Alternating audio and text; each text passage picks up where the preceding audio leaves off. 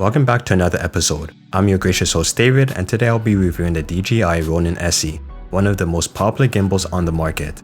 I'll be sharing with you what I like about this gimbal and areas of improvement. The gimbal comes in a sturdy styrofoam case, which is great since you don't have to worry about damaging the components as you travel to the filming location. The base model comes with everything but a focus motor and focus wheel that you get in the Pro bundle. There's the hex wrench, grip, gimbal, adjustable phone holder, tripod, mounting plates, and more. Assembling the gimbal is easy. Connect the tripod base to the grip and then slide the gimbal onto the grip and lock it. And now you're done like 90%. The other 10% involves balancing the camera, which is a video for another time. The SC has an adjustable phone holder, but you need to take off the side plate that you want your phone to be on. For me, I want the phone to be on the right side since I want to hold the gimbal in my left hand.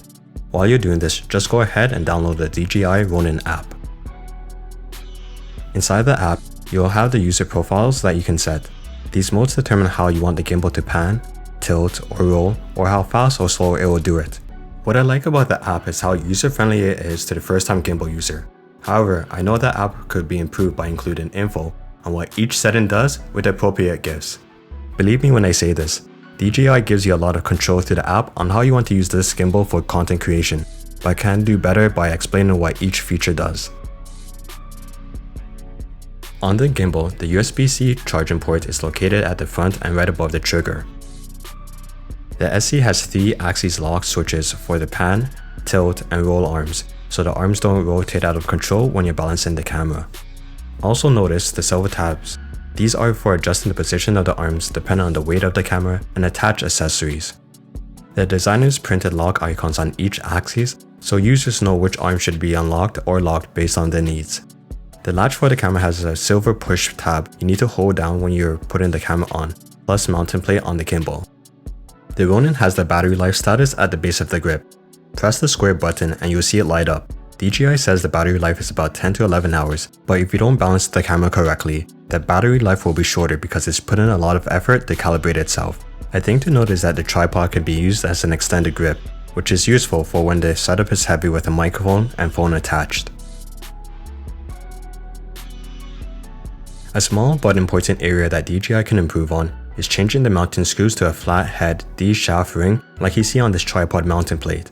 With this D-shaft ring, you don't have to carry on loose change in your wallet or purse. If you're working in a wet or cold environment, or you're just tired, having your only penny slip from your shivering fingers would be frustrating.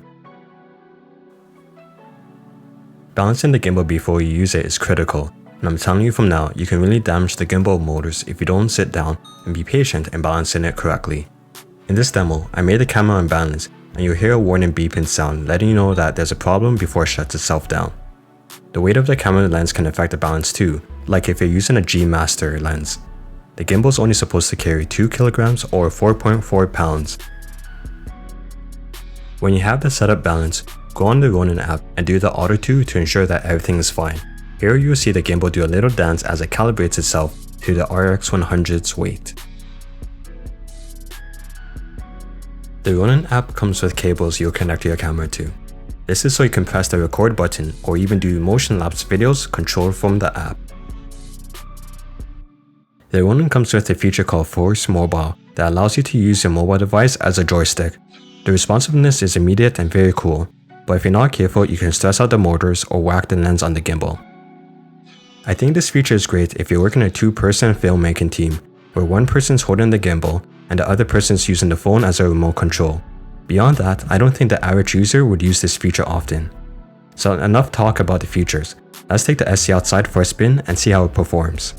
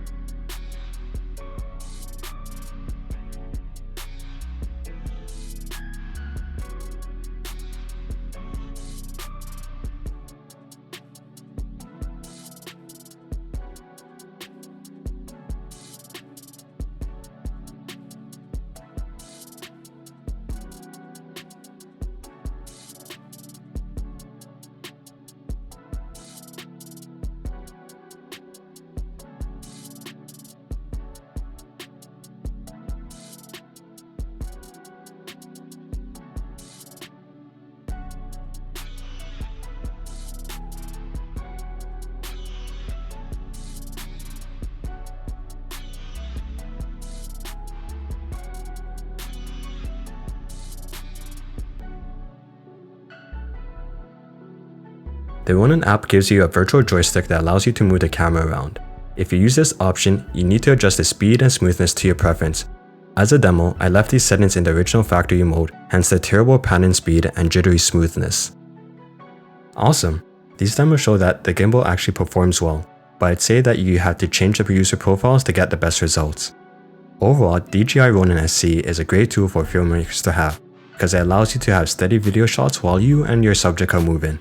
I'd still recommend that DJI change the gimbal plate screws to D-rings, but aside from that, this gimbal lives up to hype and I can't wait to make more videos with it. If you found this video helpful, like and subscribe, and I'll see you in the next episode.